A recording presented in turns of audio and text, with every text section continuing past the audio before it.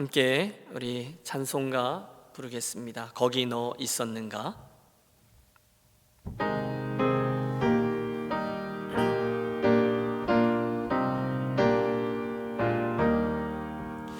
거기 너 있었는가? 그때에 주님 그 십자가에 달릴 때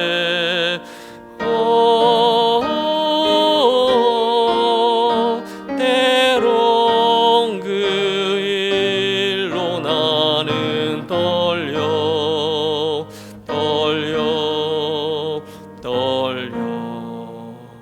거기 너 있었는가? 그때에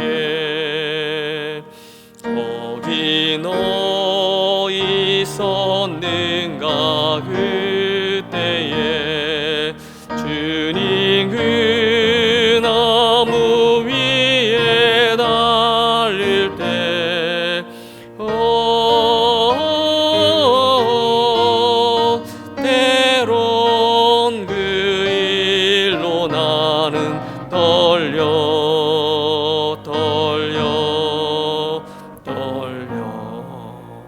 거기 너 있었는가? 그때에 거기 너 있었는가? 그때에 해가 그 밝은 빛을 잃을 때 때론 그 일로 나는 떨려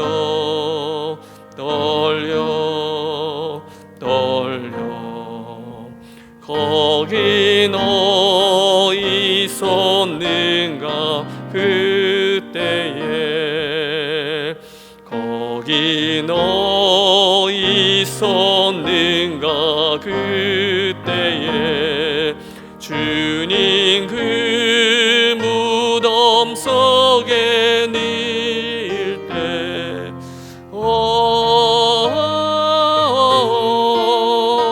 때론 그 일로 나는 떨려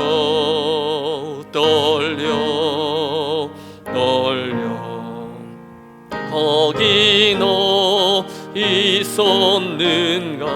그때에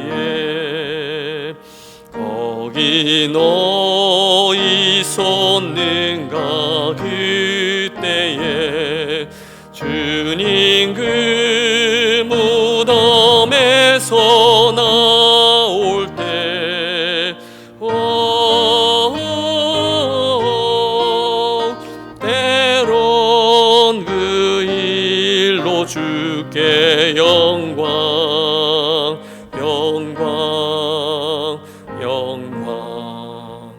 거기 너 있었는가? 그때에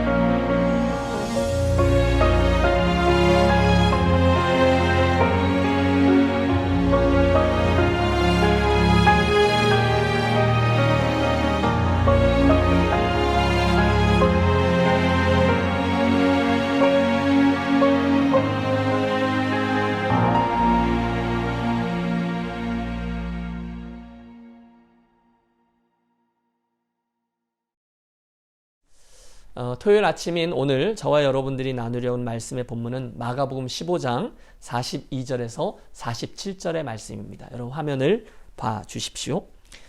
이날은 준비일 곧 안식일 전날이므로 머물렀을 때에 아리마대 사람 요셉이 와서 당돌이 빌라도에게 들어가 예수의 시체를 달라 하니 이 사람은 존경받는 공회원이요 하나님의 나라를 기다리는 자라. 빌라도는 예수께서 벌써 죽었을까 하고 이상히 여겨 백부장을 불러 죽은 지가 오래냐 묻고 백부장에게 알아본 후에 요셉에게 시체를 내주는지라. 요셉이 세마포를 사서 예수를 내려다가 그것으로 싸서 바위 속에서 한 무덤에 넣어두고 돌을 굴려 무덤 문에 놓음에 막달라 마리아와 요새의 어머니 마리아가 예수 둔 곳을 보더라. 아멘. 엄밀히 말하면 오늘 우리가 대하고 있는 이 본문은 안식일이 거의 다 된 어제, 즉 금요일 오후에 관한 이야기입니다. 아리마대 사람 요셉이 예수님의 십자가 처형을 지켜본 후에 용기를 내어서 빌라도에게 나아갔죠. 예수의 시신을 내어 주십시오 라고 요구했고 예수님의 죽음을 확인한 빌라도가 내어줘라 이렇게 허락해 주었다는 이야기입니다. 그래서 주님의 몸은 급하게 요셉의 무덤에 안치될 수가 있었던 거죠. 그 오후 짧은 몇 시간이 지나고 어둠이 내리고 유대인들은 그때로부터 안식일로 들어갑니다. 자, 문제는 그 다음이죠. 이제 밤이 지나고 아침이 되었습니다. 저는 우리들의 이 토요일 아침 시간, 즉 안식일의 아침을 위해서 여러분과 함께 상상력을 좀 동원해보고 싶습니다. 그것은 아침이 되어서 예루살렘에 특별히 그 사내들인 공회원들의 연락망을 통해서 조용한 소문 하나가 퍼지기 시작했다는 것입니다. 그렇지 않습니까? 사실 그 아리마대 사람 요셉은 원래 예수님을 따르는 걸 은휘하더라. 즉 몰래 숨어서 예수님을 따랐던 그런 제자였습니다. 그렇지만 성경은 저가 하나님의 나라를 기다리던 자다라고 묘사하고 있어요. 그러니까 그때까지는 사람들이 그가 예수님을 따르는 사람이라는 것을 몰랐었다는 거죠. 은휘했으니까요. 그런데 그런 저가 당돌하게도 빌라도에게 가서 예수님의 시신을 내어달라고 말했고 또 자기의 새 무덤까지 내어주어서 친히 장례를 치러 주었다. 여러분 그건요. 지금까지 유대 사회에서 그가 쌓아왔던 모든 명예로운 평판에 촥 하고 찬물을 끼얹는 행위였을 겁니다. 아니 뭐라고? 우리 사내들인 공회원 중 하나인 요셉이 실은 예수를 따르던 자였다고? 진짜? 여러분 이건 정말 충격이었습니다. 그 일로 인해서 어쩌면 그는 그 공회원의 자리를 잃게 될지도 모릅니다. 그 주변의 사람들에게 의해서 사회적으로 매장이 될지도 몰랐습니다. 아니 니고데모라는 사람도 있었죠. 그 또한 어제 오후에 대범하게 나서서 모략까지 사가지고 와서 함께 예수님의 장례를 치러 주었거든요. 여러분 우리는 뭐 그럴 수도 있지. 뭐 사람이 주관이 있어야 되고 믿는 대로 살아야지. 멋있어. 이렇게 말할 수 있을지 모르겠지만 사실 그 당시 유대 사회는 공동체가 살아있는 그래서 가족이니 가문이니 뭐 그 지역이니 이런 모든 공동체가 유지되고 있는 곳이었거든요. 그런데 그런 곳에서 모든 가족과 공동체와 사회가 생각하고 있는 것에 반하는 것을 선택한다는 건 거의 불가능에 가까웠습니다. 그러나 여러분 그들은 그럼에도 불구하고 기꺼이 자신들이 그 예수님을 따르는 제자였다라는 것을 드러내고 있습니다. 아마 예수님의 십자가 사건을 바라보다가 어느 순간에 그의 머리를 쳤던 충격 때문이었을 겁니다. 그 죄 없으신 분이 자기들이 대놓고 반대하지도 못했던 그 급박한 상황 속에서 설마 뭐 이러다가 갑자기 십자가에 못 박혀 절규하고 계신 거잖아요. 엘리 엘리 라마 사막다니. 그 끔찍한 사형틀 위에서 고통스럽게 죽어가시던 죄 없으신 그분을 저들이 돌아본 것입니다. 가만히 있어봐. 내가 지금 무슨 짓을 한 거야? 내가 지금 무슨 일이 벌어지도록 그냥 방치한 거야? 내가 이러면 안 됐지. 그래서 그 순간 그들이 용기를 낸 것입니다. 그 주님에 대한 사랑을 표현하기 위해서 정말 최소한의 행동을 했던 것이죠. 장례가 끝났어요. 그리고 밤이 와서 안식일이 시작되고 긴 밤이 지나 토요일 아침이 되었습니다.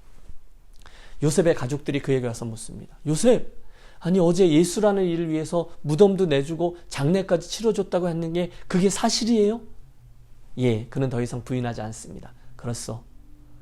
그 순간부터 시작해서 요셉은 대가를 치르기 시작합니다. 다시 말해서 그 토요일 예수께서 무덤에 머물고 계시는 그 순간 모든 사람들이 이제 끝났다라고 말하는 그 순간에 심지어 예수님을 가장 가까이에서 따랐던 제자들도 다 뿔뿔이 흩어져서 도망간 그 순간에 요셉은, 니고데모는 그때로부터 실질적인 어려움을 겪을 수 있었다는 거죠. 저는 그 가능성이 짙다고 봅니다. 가족들에게서부터, 또 사회의 관계성 속에서, 심지어 지금껏 그들의 삶을 지탱해준 사내들인 공회원이라는 그 공동체 안에서 말입니다. 여러분과 함께 생각해 보려고 하는 것은 이것입니다. 그렇지만 그들은 기꺼이 그 짐을 졌다는 것입니다. 저는 그 점을 주목하고 싶어요. 여러분, 저는 믿습니다. 혹시 누군가가 그럼에도 불구하고 그들에게 와서 약간 빈정거리는 투로 요셉, 니고데모, 당신들의 진의를 의심하는 건 아니지만 좀 늦은 감이 있네요. 아니 그렇게 나올 거라면 맨 처음부터 예수님이 막 붙잡히실 때 그분을 막아주든지, 사내들인 공회에서 막 그런 이야기 있을 때 변호사를 붙여주든지, 그러지, 이제 다 돌아가셨는데, 예수님 이제 죽으셨는데 이제 그럼 뭐 하겠어요? 뒷북 치는 거예요. 끝났잖아요. 만일 누군가가 그렇게 말한다면 저는 믿습니다. 그 순간 주님께서 그렇게 말하는 얘기 이렇게 말씀하실 거라고요. 누가 그래? 라고 말입니다. 예수님은 그 순간 아리마대 사람 요셉하고 니고데모하고 그들의 편을 들어주실 것이라고 저는 확신합니다. 여러분 아십니까? 너무도 놀랍게도 그날 이 요셉의 늦은 헌신은 구약성경 이사야서 53장 9절의 말씀을 성취하는 통로가 되었어요. 거기 보시면 메시아께서 부자의 묘실에 장사되실 것이다 라는 예언이 나와요. 그 예언이 누구를 통해 이루어졌느냐는 거죠. 누구죠? 요셉이었다는 거죠. 더 놀라운 결과도 있습니다. 그것은 예수님께서 그 요셉의 무덤을 당신의 부활을 증거하는 놀라운 기적의 자리로 변화시켜 주셨다는 거예요. 이제 곧 요셉이 내어주었던 그 무덤은요, 더 이상 슬픔과 절망의 무덤이 아니라 눈부신 부활과 또 예수님 그 소망의 자리로 바뀌게 된다는 거죠. 저는 이 놀라운 일이 바로 이 요셉이라는 사람이 드렸던 그 헌신을 통해서 이루어졌다라는 점을 주목하는 거예요. 따라서 토요일 아침, 비록 요셉은 사람들이 수군거릴 때 그 대상이 되어 글쎄 저 아리마대 사람 요셉도 예수의 제자였대, 이렇게 욕을 먹을 수도 있지만 그 시간은 정말로 주님의 멋들어진 역전 드라마가 진행되고 있는 놀라운 시간이었다라고 말할 수 있습니다. 아직은 몰라요. 아무도 몰라요. 하지만 우리 주님은 아시고 오늘 우리는 이 사건을 다 알아서 우리는 알고 있습니다. 따라서 요셉 이야기의 결론은 분명합니다. 이 세상에 좀 늦은 헌신 그런 건 없다는 거예요. 시간은 주님에게 속해 있으니까요. 자, 토요일 아침에 관한 첫 번째 이야기가 우리들의 상상력을 동원한 것이었다면 두 번째 이야기는 실제로 일어났던 일입니다. 사실 안식일이며 명절이었던 이 토요일 아침에 성경은 다 침묵하고 있어요. 아무것도 기록하지 않아요. 마태복음, 마가복음, 누가복음, 요한복음. 다 아무것도 말하지 않아요. 제가 말씀을 잘못 드렸네요. 세 개는 말하지 않는데 마태복음만 하나를 얘기합니다. 다른 것들은요, 다른 복음서들은요, 그래서 토요일을 확 빨리 돌려버려요. 그리고 주일날 아침, 그러니까 부활의 아침 이야기로 싹 넘어가 버리거든요. 근데 마태복음만 중요한 이야기 하나를 전달하는데 그건 그 무덤을 지키게 된 경비병들의 이야기입니다. 자, 어제로 가보실까요? 급박한 금요일을 보냈잖아요. 빌라도가요. 그리고 이제 금요일 저녁쯤 돼서 빌라도는 안도의 한숨을 내셨을 거예요. 그렇지 않습니까? 유대인들의 명절인 안식일은 이미 밤부터 시작되는 거니까 시작됐고, 나사렛 예수의 문제로 인하여 밀고 당기고 씨름했던 이 모든 일들은 그가 걱정했던 폭동이나 밀란으로 이어지지 않고 잘 해결됐어요.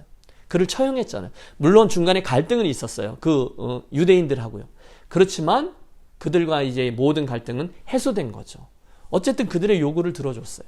나사렛 예수, 유대인의 왕이라는 자를 십자가에 못 박으라라고 내어 주었던 것입니다. 이제 그는 점수를 딴 거죠. 이제 그는 그 유대인 지도자들하고 사이가 좋아졌을 거예요. 틀림없죠. 마태복음에 따르면 그 토요일 아침에 성전 그 사람들로부터 온 대표단이 빌라도에게 왔다는 거죠. 또 왜 왔지? 이런 생각을 했을 거예요. 그런데 이런 부탁을 하는 거죠. 예수를 따르던 제자들이 혹시 그 무덤에 와서 시신을 탈취해 갈지도 모르니 그 무덤에 경비병들을 세워 주십시오. 이런 얘기입니다. 와, 여러분 정말 이 사람들 용의주도하지 않습니까? 또 빌라도도 듣고 나서 보니까 특별히 어려운 일은 아니잖아요. 자기네 부하들 몇 명 보내면 되잖아요. 그래서 그 청을 들어줘요. 아마 가서 좀 지켜줘라 라고 말할 때 그의 머릿속에는 내가 꽤 공평한데 뭐 이런 생각을 했을 겁니다. 왜냐하면 어제 아리마대 사람 요셉이 와서 예수님의 시신을 내어달라고 했을 때에도 그 청을 들어줬잖아요. 그러니까 이번에는 그 반대편이 와서 그 시신을 좀 지켜주십시오. 그것도 들어주면 공평하잖아요. 그렇죠?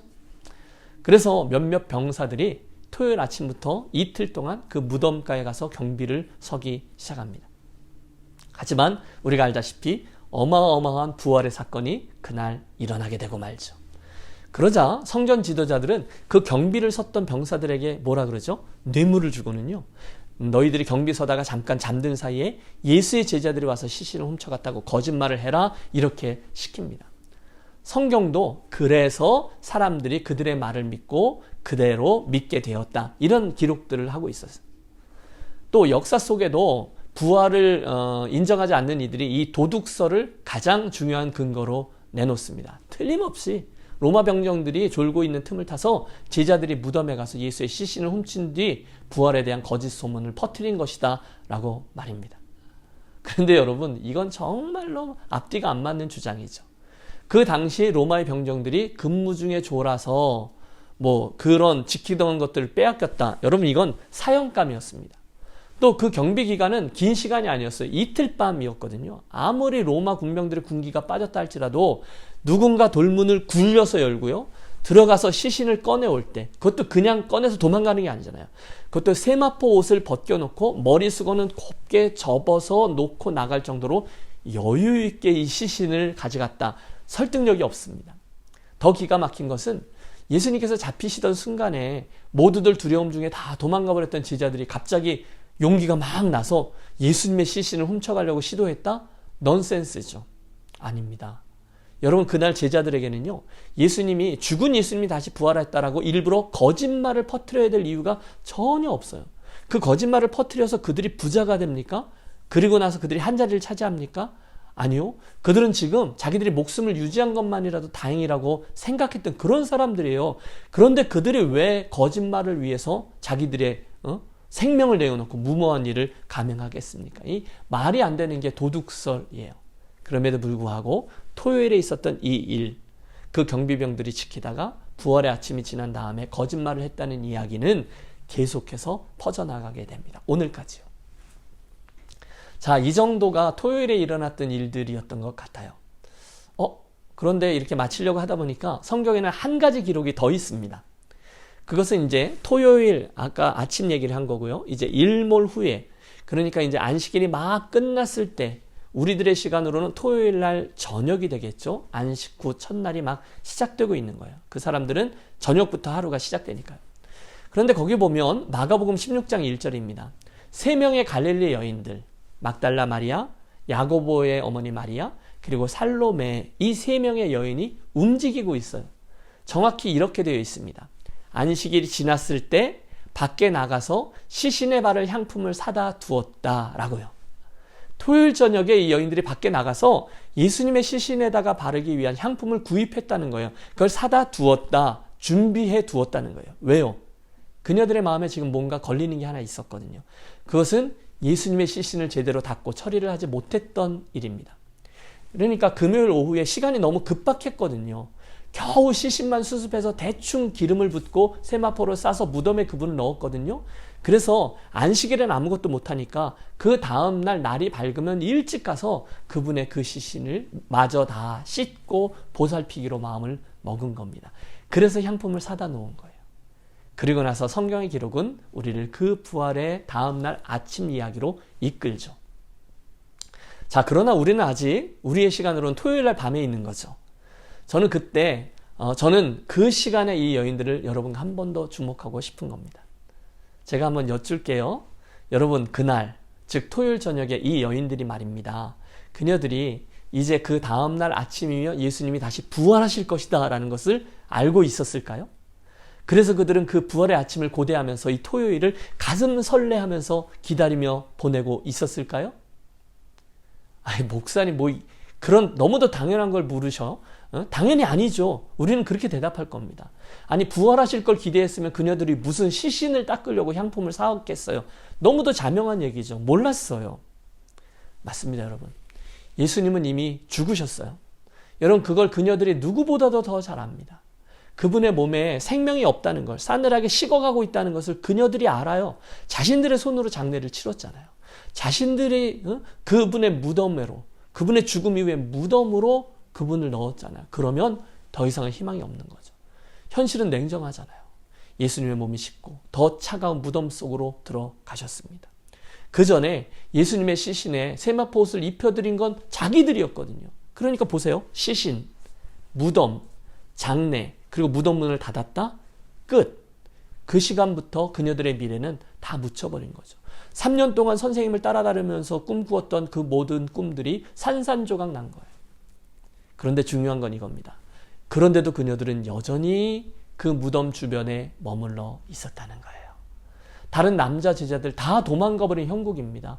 아니, 그런데 그런 마당에 무슨 미련이 남아서 그녀들이 계속 거기 머물고 있었던 것입니까? 여러분, 안 그렇습니까? 아무도 그녀들 보러 머물러 달라고 붙잡지 않았어요. 그녀들은 얼마든지 그곳을 떠날 수 있었어요. 그렇죠? 언제 예수를 잡아 죽였던 눈에 살기가 등등했던 그 사람들이 자기들까지 와갖고 자기들에게 해코지할지 아무도 모르는 거잖아요. 실제로 유대의 종교 지도자들은 예수님의 조물아기들까지 어떻게든지 없애고 후환을 제거하려고 들었을 겁니다. 그런데도 그녀들은 여전히 거기에 머물렀다는 것입니다.